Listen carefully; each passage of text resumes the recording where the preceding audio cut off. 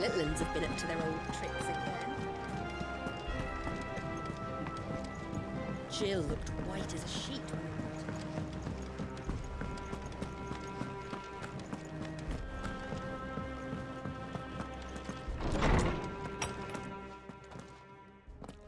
Clive, where have you been? I've been wanting to ask you something about Torgal.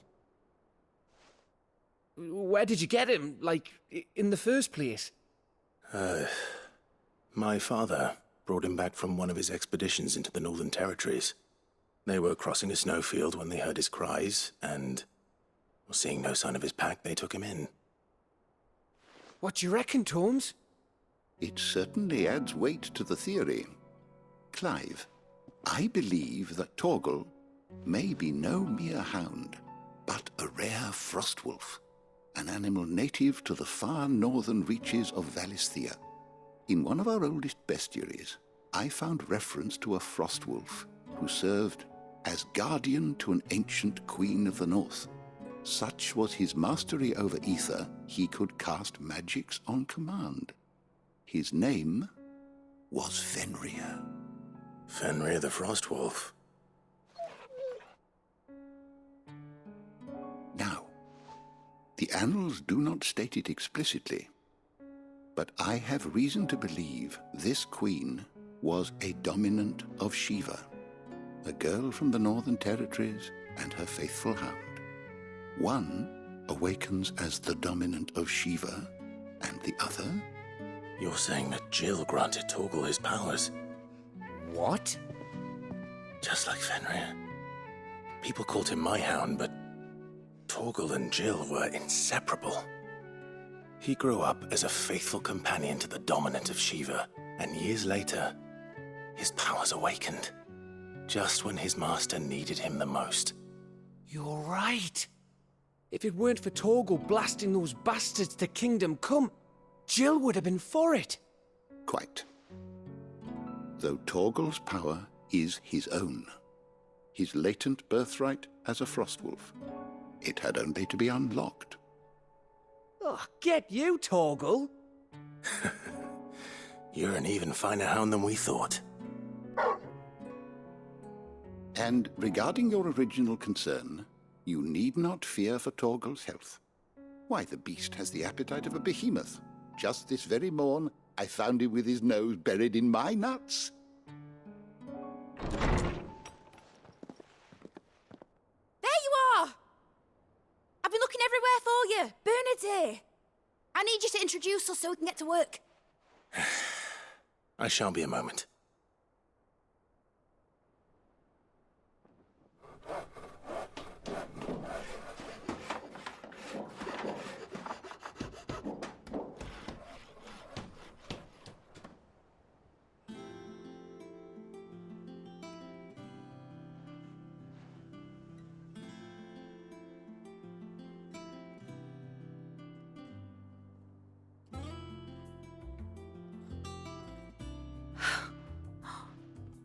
Isn't it brilliant? It is. Well, I couldn't have done it without you. You and everyone else. But I promise I'll pay you back. I'm gonna work my fingers to the bone for you lot, starting right now. Just you wait. I'll make wonders like this world's never seen. Then I look forward to seeing them.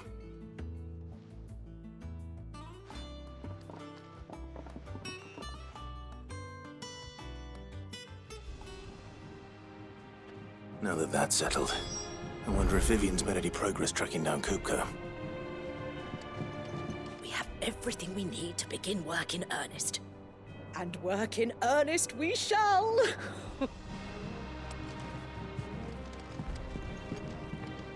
Thanks for before, son. That was a good deed you did me. Only right I do you one in return. Though I did wonder if I'd bit off more than I could chew when Mid showed me her plans for the place.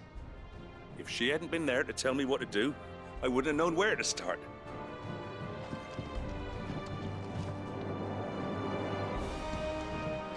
Thanks for letting me do this, Clive. I'll pay you back, I promise.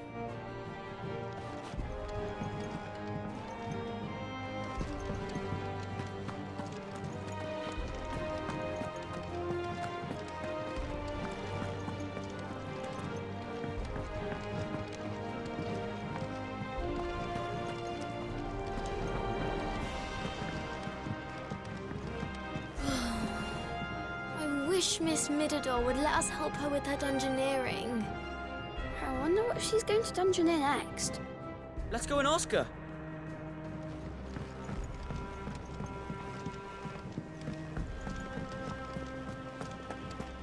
I think I'll wait till Mid's away is taken to my feet.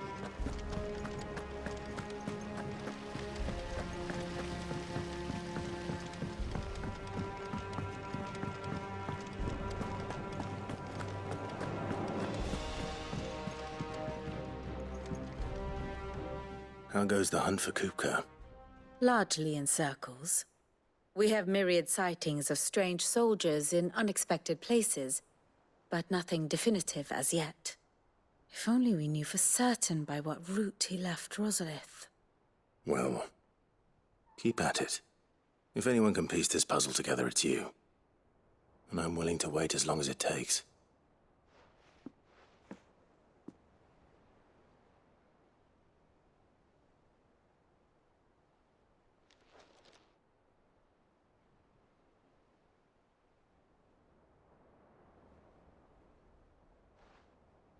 What? Here? Would that be a problem? Do you know, Clive? I believe it a mercy that you didn't inherit your father's throne. Your poor people would surely live in fear of you. You have nothing to worry about on that front. I won't be claiming his crown. That is a relief. Clive, have you got a minute? We, have a guest. A guest?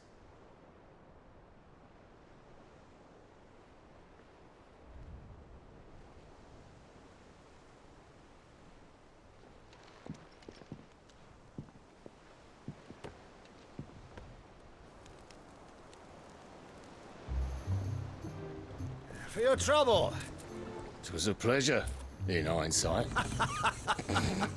Uncle Byron? Clive, my boy! Tap a cask and stoke the ovens, for your favourite uncle is here!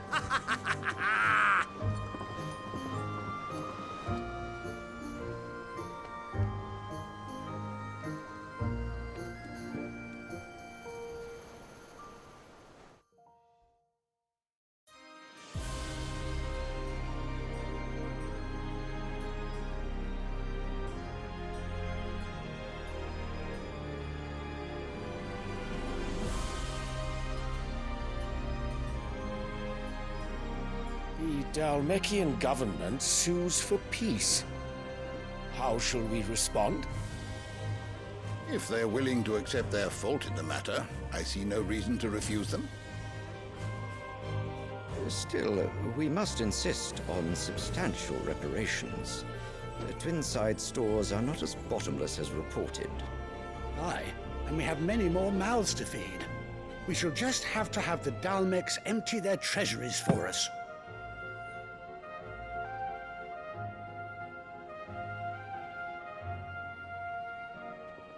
Of course, none of this would have been possible without your timely intervention, Prince Olivier. Indeed, I doubt any of us would have had the courage to trade words with the mighty Titan, nor less the wit to win him over. The Empire owes you a great debt. May the blessing of the crystals go with you, Your Highness. May the blessing of the crystals go with you. Very good.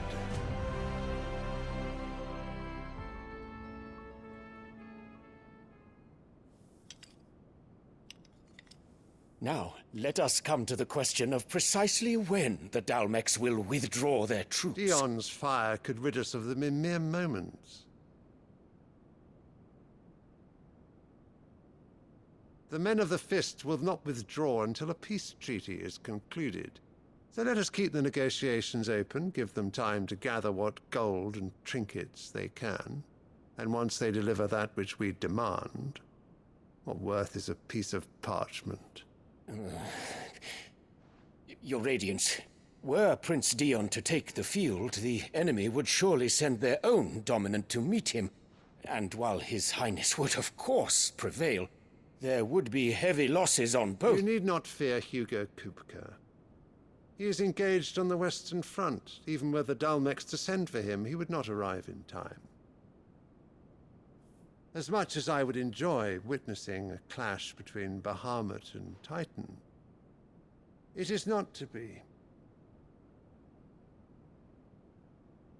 And what of your subjects, your Radiance? If the fighting spread to the city proper, the people would bear the brunt of it. There will be losses, it is true. Yet for every citizen who falls, another can be bred. For every home that burns, another can be built. The Empire will live on.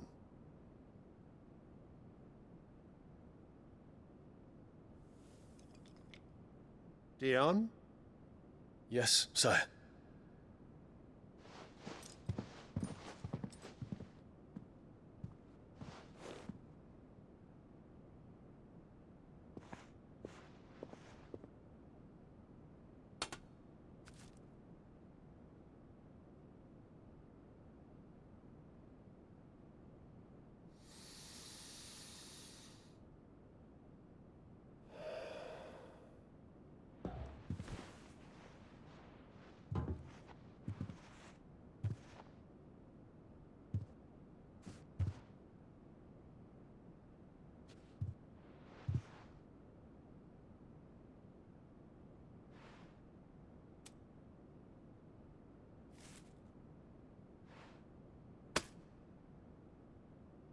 Prepare for battle. But sire...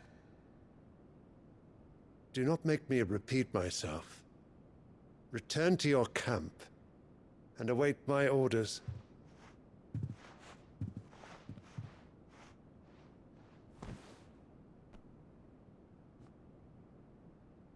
If that is your wish, your Radiance, I shall depart at once.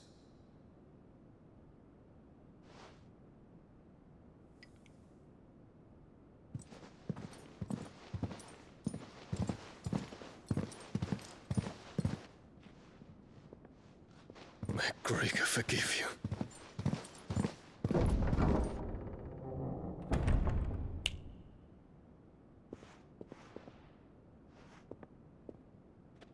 What do the astrologers augur? The stars are in agreement, Your Radiance. The shadow of treachery hangs over Prince Dion.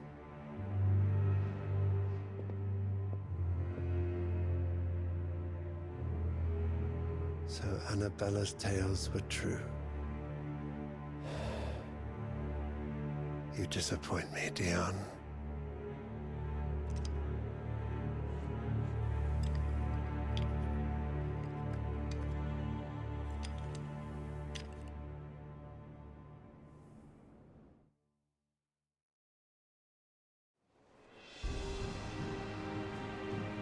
What on earth is Uncle Byron doing here? Only one way to find out.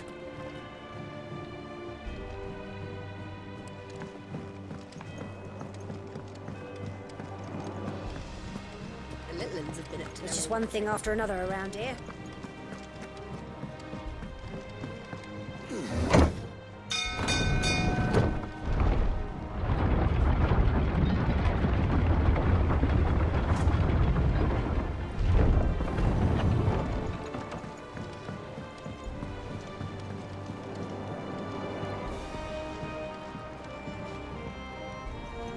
Ah, my dear nephew, how I've missed you. How did you find this place, Uncle? Through the good offices of young Sir Wade. He really is the most helpful fellow. As are you, I hear. The Guardians and those they freed tell the most outlandish tales of your heroics in Rosalith. Which is why I came, to learn the full truth of the matter. Sort the fact from the fiction, so to speak. You were working with the Guardians of the Flame to evacuate the people of Rosalith to Port Isolde. I was, aye. Then I have questions for you. Please, come inside, Uncle. Gladly. You there? There are 2,000 gold talents in those chests. See that they're added to my nephew's coffers, would you? 2,000?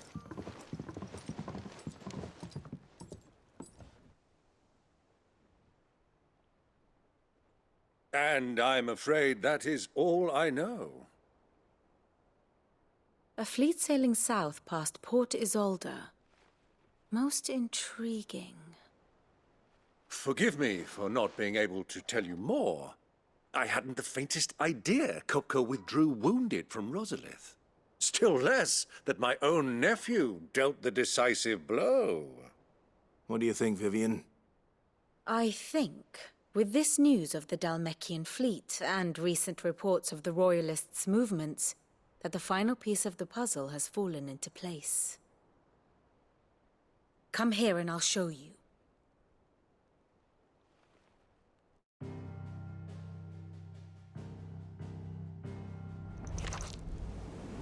It is known that Kupka's forces entered Rosaria via its unguarded coast. So can the same be said of your visitors from Waloed? Certainly her Royal Navy is famed for the efficiency with which it bears her knights from one battlefield to the next. And in the Einherjar, or Black Galleon, she boasts a vessel nigh as swift and every bit as feared as the kingdom's legendary cavalry. A fitting flagship for a land apart, her naval presence being crucial to her ambitions beyond Ash. Yes, it seems safe to assume that the Royalists did indeed enter Rosaria from the sea. So then, had you a vested interest in Titan's survival, whither would you take him?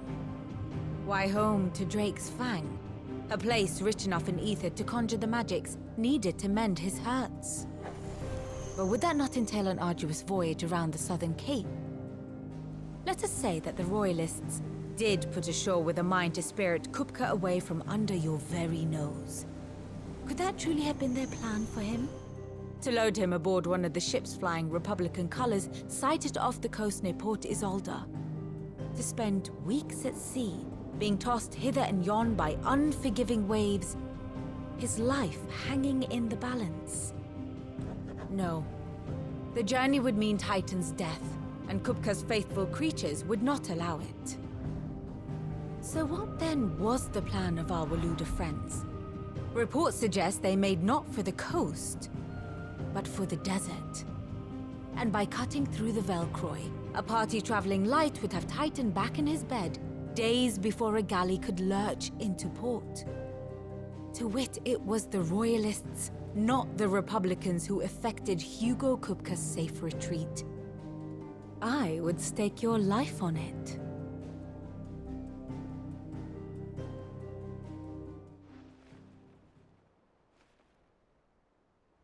So it was the Waludas who spirited the wretch away. Now I think about it, there was something a little strange about the ships I saw. The men seemed almost crestfallen, as if in mourning, as if they believed, or were made to believe, that their master was dead.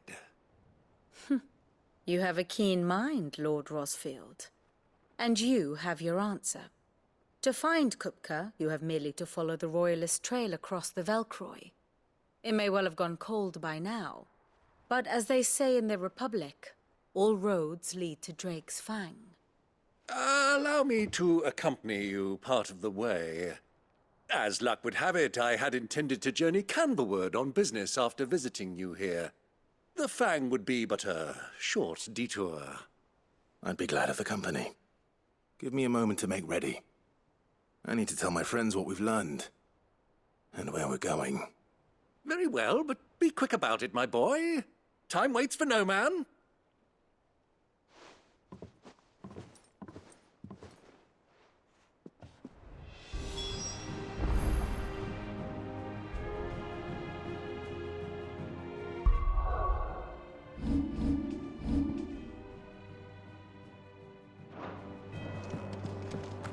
Mid's finished outfitting our little workshop, I hear.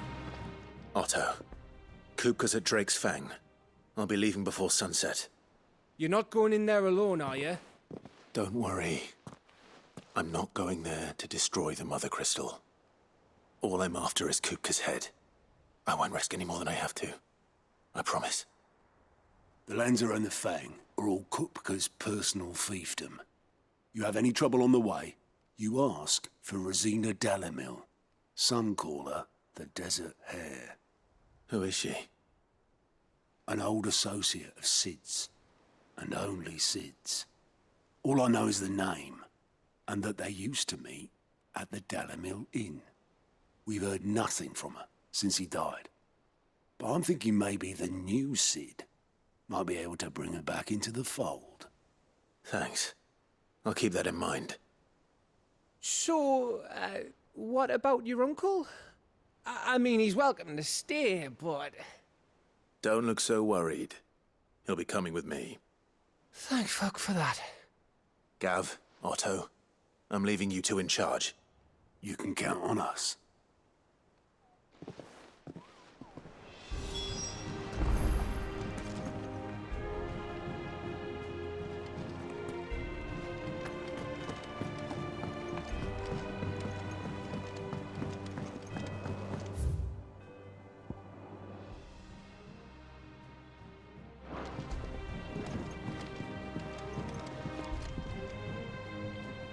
All right, Uncle. I'm ready to depart. Shall we? We shall. Come, let us away to adventure.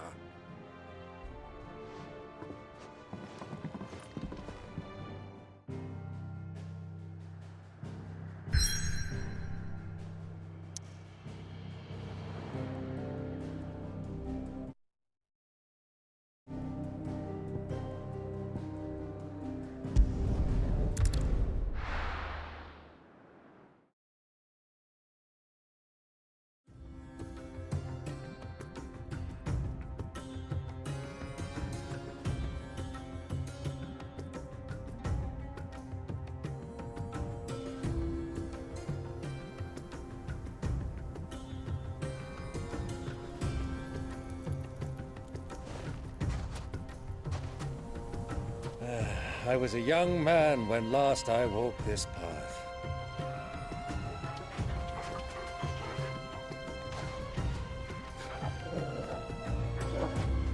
There's an old trading post not far from here. The road to Drake's Fang leads through it. The trading post it is.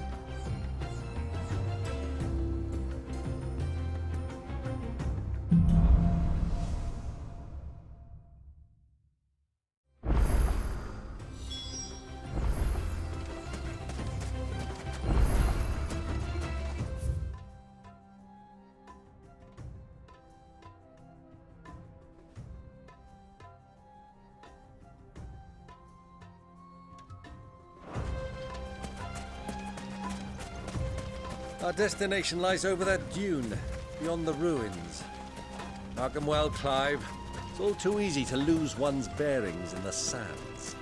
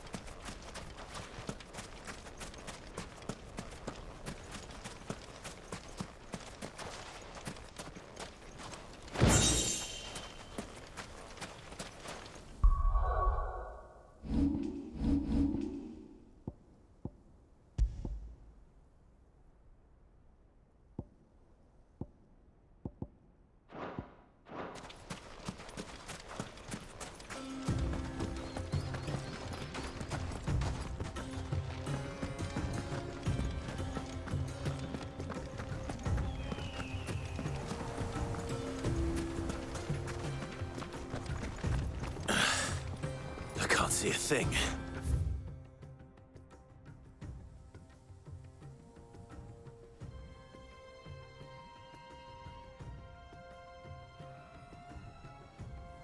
Come, Clive!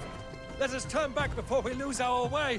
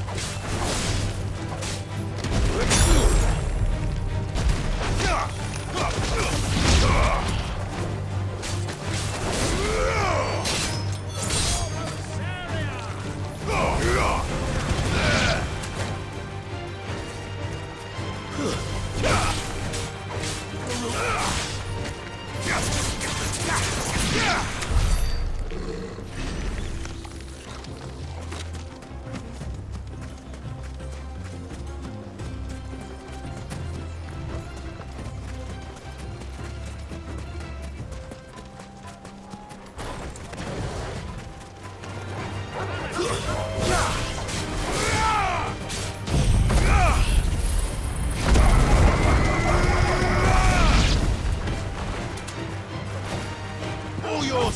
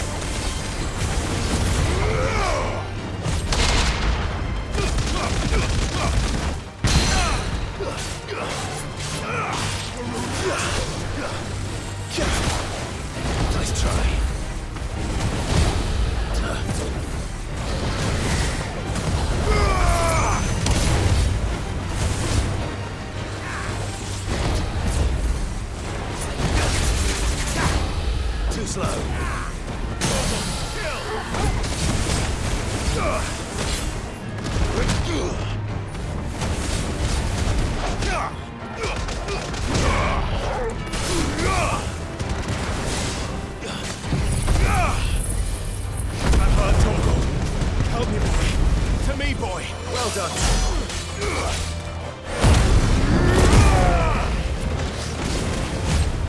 Too slow.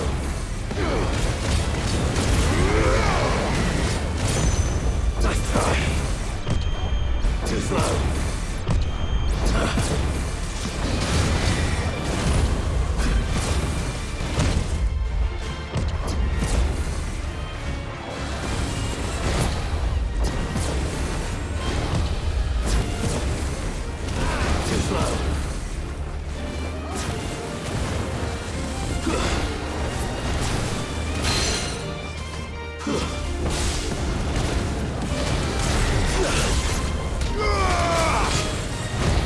Nice try.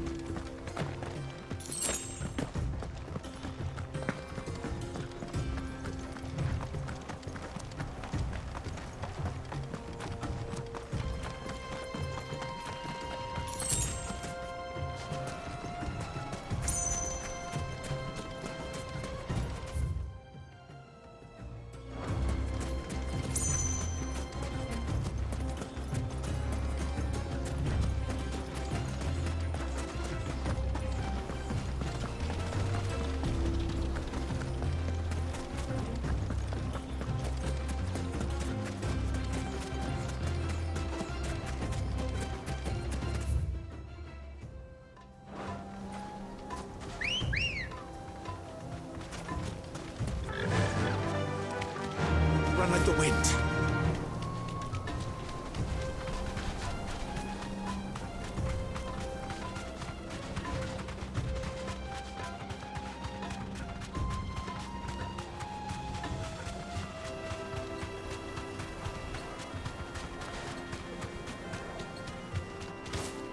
Many years ago, when you were just a boy, you and I rode this way together, accompanying your father on a scouting expedition to Drake's Fang.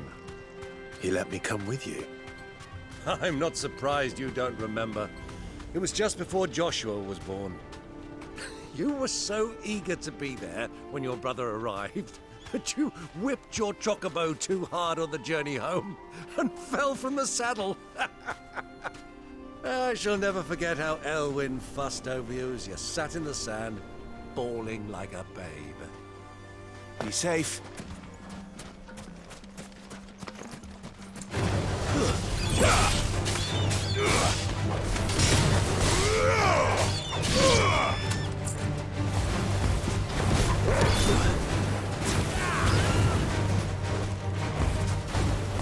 Stay down. This one.